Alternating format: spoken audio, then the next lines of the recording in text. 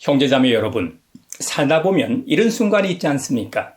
아무리 계산기를 두드려 봐도 답이 나오지 않는 순간, 내가 가진 이 지혜와 경험을 다 동원해도 도무지 길이 보이지 않는 순간 말이죠. 19세기 덴마크의 사상가 키에러 케고르는 그런 순간을 깊이 들여다본 사람 중 하나입니다. 그는 공포와 전율이라는 책에서 사람이 세상의 견고한 질서와 합리적인 계산 속에 안주하려 하는 모습을 날카롭게 짚어냈습니다. 그러면서 그는 이렇게 말합니다.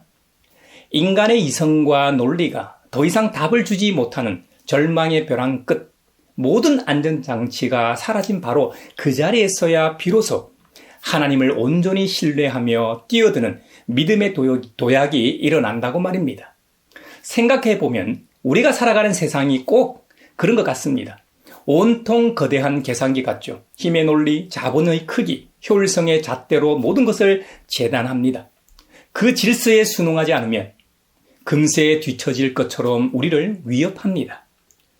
그런데 참 놀랍게도 오늘 우리가 함께 읽을 이 성경 본문들은 바로 이런 거대한 권력과 죽음의 공포 한복판으로 우리를 데려갑니다.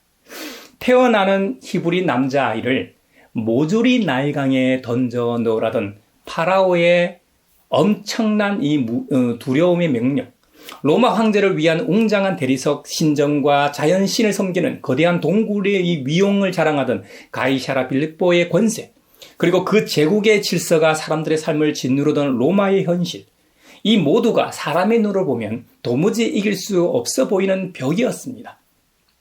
그러나 성경은 이 절망 앞에서 결코 침묵하지 않습니다. 세상의 계산이 가리키는 결론 너머로 역사의 참된 주관자이신 하나님을 바라보며 믿음의 결단을 내린 사람들을 통해 새로운 역사가 시작되었음을 성경은 증언합니다. 우리도 세상의 거대한 힘에 눌리지 않고 하나님 나라의 생명과 진리를 살아내는 길을 오늘 말씀을 통해 함께 찾아가면 좋겠습니다. 출애굽기 오늘 본문은 이렇게 시작합니다. 요셉을 알지 못하는 새 왕이 일어나서 이집트를 다스리게 되었다. 여러분, 새 파라오는 계속해서 번성하는 이스라엘 민족을 볼 때마다 자신의 왕권을 위협한다고 생각한 것 같습니다. 그래서 가혹한 강제 노동으로 그들의 숨통을 조이려 했습니다.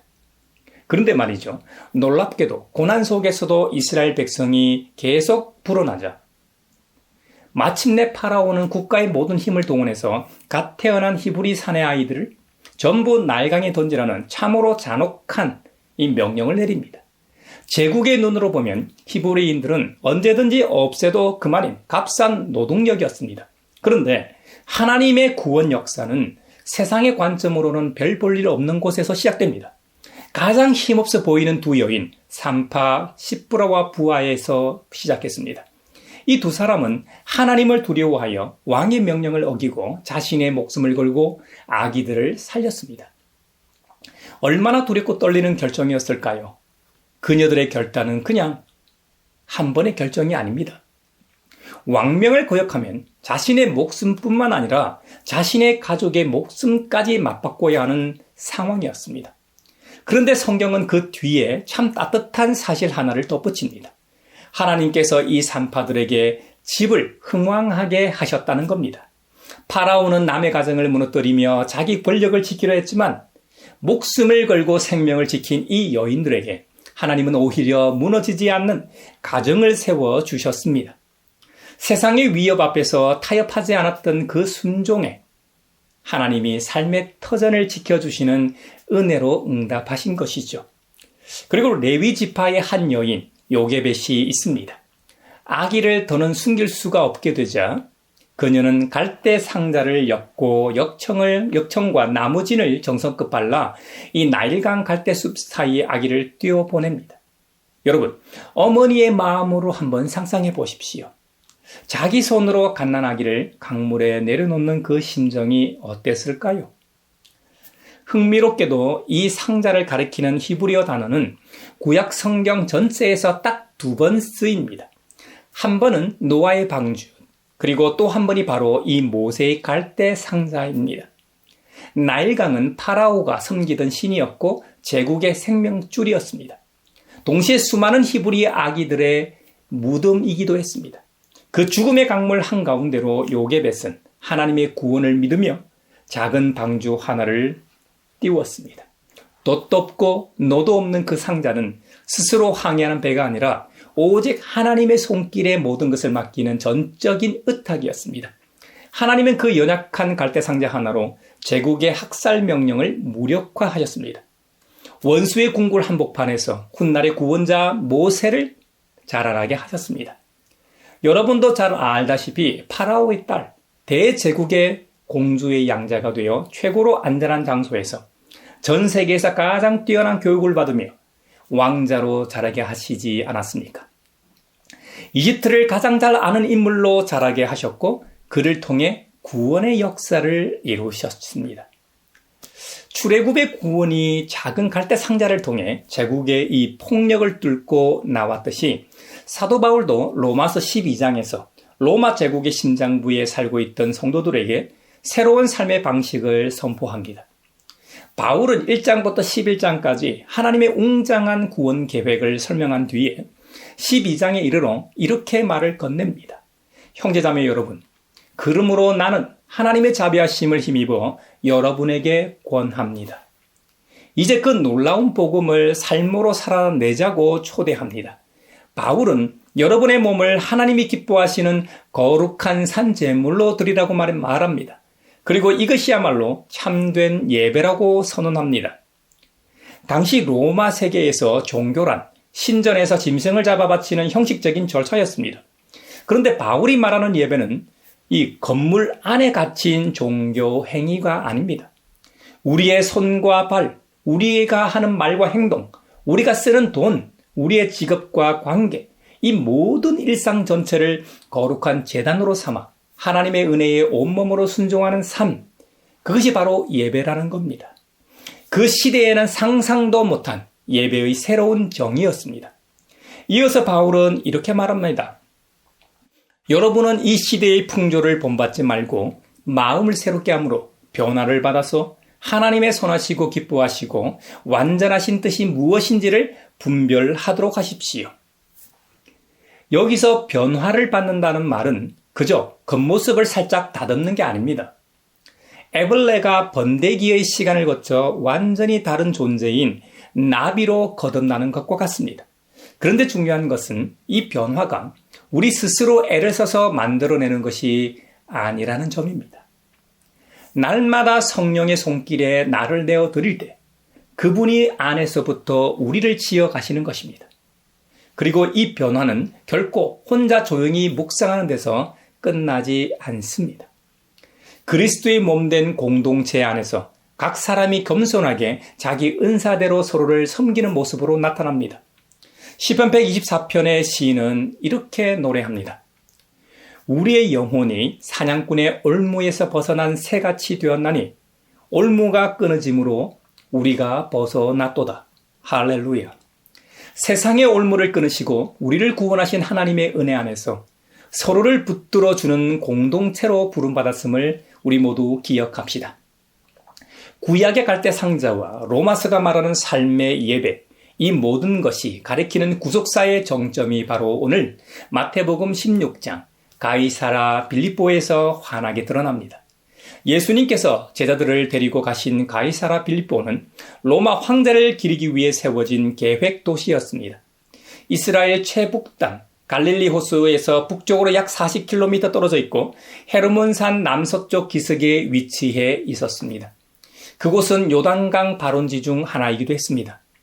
오늘날 지명은 바니아스라고 부른다고 합니다. 웅장한 바위산 아래에는 자연신을 섬기는 거대한 동굴 신전들이 줄지어 있었고 그 위에는 번쩍이는 대리석으로 지어진 황제 숭배 신전이 제국의 위엄을 뽐내고 있었다고 합니다.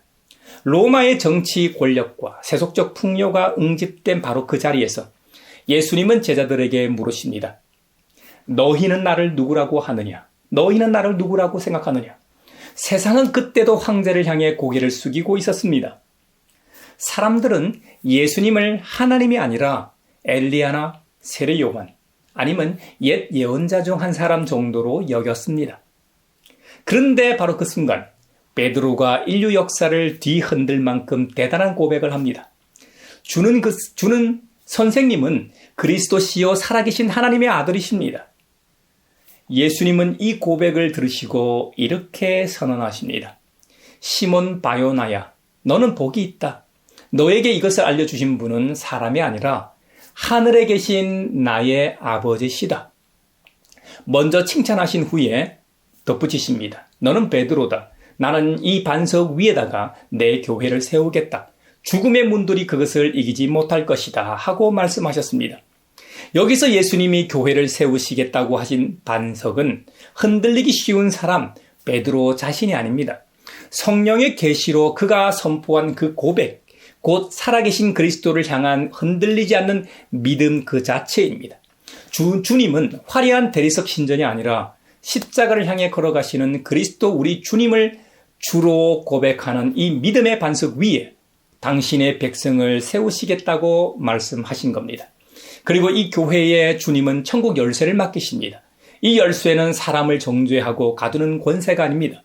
옛적에 다윗집의 열쇠를 맡아 사람들을 살리고 돌보았던 청지기처럼 닫힌 은혜의 문을 활짝 열어 세상에 하나님의 용서와 화해를 흘려보내는 사명 말입니다.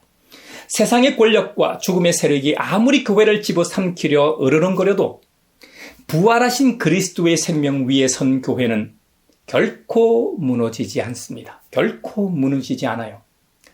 형제자매 여러분, 우리는 지금 나일강도 로마 제국의 수도도 가이사라 빌립보의 신전 앞도 아닌 오늘 우리가 살아가는 이 자리에 서 있습니다.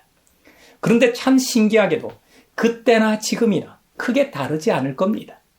거대한 경쟁의 파도와 세상 이념과 갈라짐이 여전히 우리를 소용돌이 치게 만듭니다. 이 말씀을 어떻게 우리 삶으로 살아내야 할지 세 가지로 함께 나누어 보겠습니다. 먼저 첫째, 시대의 틀을 거절하고 조용히 나를 하나님 앞에 세우십시오.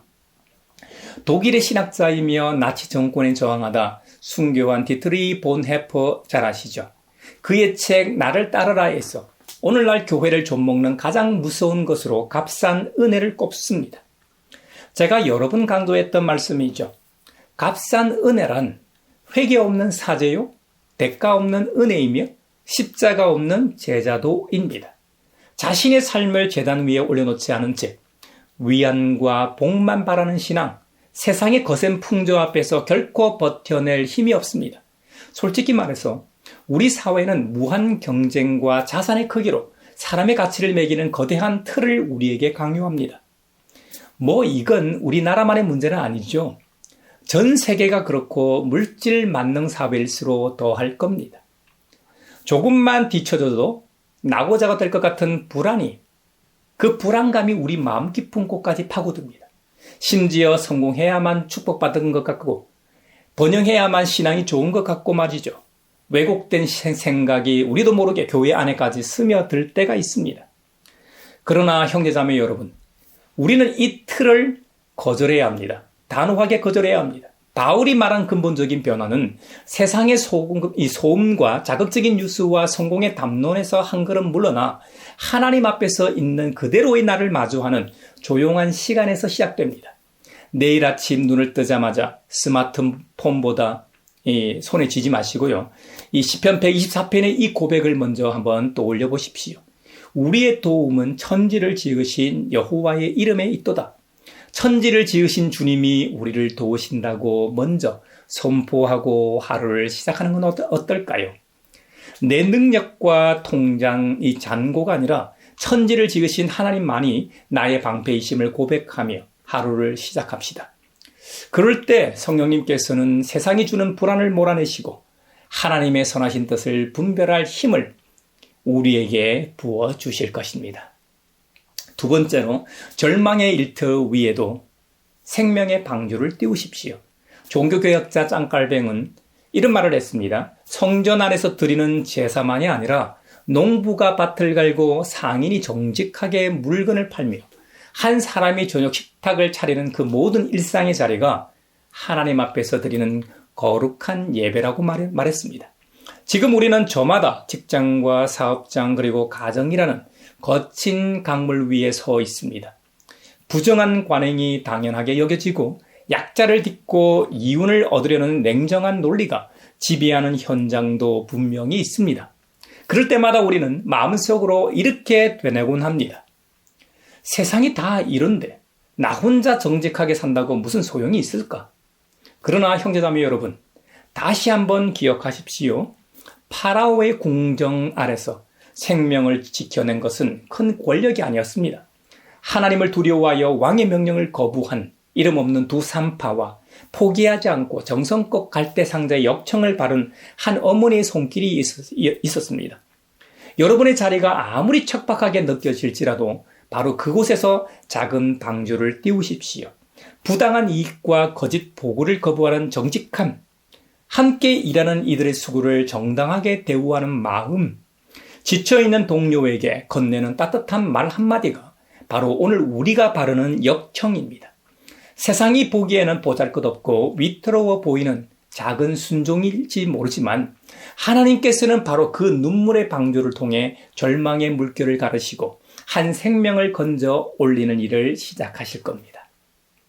마지막 세 번째로 닫힌 문을 열어 서로를 품는 화해의 공동체가 되십시오. 신학자 미로슬라브 볼프는 그의 책 배제와 포용에서 타락한 세상의 특징은 나와 다른 사람을 적으로 규정하고 밀어내는 것이며 십자가의 복음은 그 원수까지도 품어 안는 포용과 환대라고 말했습니다. 신약학자 톰 라이트도 로마서 12장의 은사에 대해 이렇게 설명합니다. 하나님께서 사람마다 다른 은사를 주신 이유는 서로 우월감을 드러내기 위함이 아니라 서로의 부족함을 채우고 함께 돌보기 위함이라고 말입니다. 오늘 우리 사회는 세대 갈등과 이념의 양극화로 서로를 향해 날선 말들을 쏟아내고 있습니다. 참으로 안타깝게도 때로는 교회조차 이런 세상의 진영 논리에 휩쓸려 생각이 다른 형제자매를 쉽게 정죄하고 마음의 문을 걸어 잠그기도 합니다. 그러나 여러분, 주님께서 우리에게 주신 천국 열쇠는 문을 잠그고 사람을 내쫓는 도구가 아닙니다. 굳게 닫힌 마음의 문, 절망과 어려움에 갇힌 이웃의 문을 열어 하나님의 은혜를 흘려보내는 열쇠임을 우리 모두 잊지 맙시다. 나와 다른 정치적 견해, 서로 다른 형편을 그리스도의 십자가 아래에 내려놓고 우리 곁에 가장 연약한 이들, 외로운 청년들, 홀로 계신 어르신들, 낯선 땅에서 살아가는 이웃들에게 먼저 손을 내밀어야 합니다. 내가 가진 시간과 물질과 마음을 나만을 위해 쌓아두지 마십시오. 공동체에 갈라진 틈을 메우는데 내어놓을 때 세상은 비로소 우리 교회가 그 어떤 세력도 이길 수 없는 반석 위에 서 있음을 눈으로 목도하게 될 것입니다. 할렐루야. 믿음의 형제자매 여러분, 우리의 연약한 눈으로 이 가이샤라 빌립보의 거대한 신전을 바라볼 때 우리는 한없이 작아지고 두려움에 사로잡힐 수밖에 없습니다. 파라오의 거대한 군대와 나일강의 죽음의 물결 앞에서 사람의 계산은 그저 절망을 말할 뿐입니다. 출애굽 후 12지파를 대표해 정탐꾼들이 약속의 땅 가나안을 정탐하고 와서 뭐라고 고백했는지 여러분 잘 알지 않습니까? 하나님을 바라보지 않고 사람과 세상을 바라보면, 환경을 바라보면 자신들은 메뚜기로 보이고 절망하게 되는 것입니다. 그러나 역사를 다스리시는 하나님은 세상의 강함으로 일하지 않으심을 기억합시다. 나일강 갈대숲에 띄운 연약한 상자 하나로 제국을 흔드는 구원을 준비하셨습니다. 번쩍이는 대리석 신전이 아니라 한 어부에 투박하지만 진실한 신앙 고백 위에 어떤 세력도 무너뜨릴 수 없는 그 위대한 교회를 세우셨습니다. 지금 여러분 손에 쥔 것이 작고 초라해 보이십니까? 괜찮습니다. 하나님은 크고 화려한 것을 통해서가 아니라 늘 작고 연약한 것을 통해 가장 놀라운 일을 이루어 오셨으니까요. 이번 한 주간 세상의 거대한 힘과 거짓된 풍조 앞에 무릎 꿇지 마십시오. 여러분의 가정과 일터, 삶의 모든 자리에서 시대의 틀을 거절하고 마음을 새롭게 함으로 하나님의 선하신 뜻을 분별하십시오. 그리고 정직과 사랑의 역청을 발라 여러분 삶의 자리에 믿음의 방주를 띄우십시오. 천국 열쇠를 맡은 청지기로서 닫힌 이웃의 문을 환대하고 섬김으로 활짝 열어져 주십시오. 주는 그리스도시요 살아계신 하나님의 아들이십니다. 이 반석 같은 고백을 가슴에 품고 세상으로 나아가는 우리 모두의 모든 걸음걸음마다 부활하신 우리 주 예수 그리스도의 은혜와 평강이 함께 하시기를 축원합니다.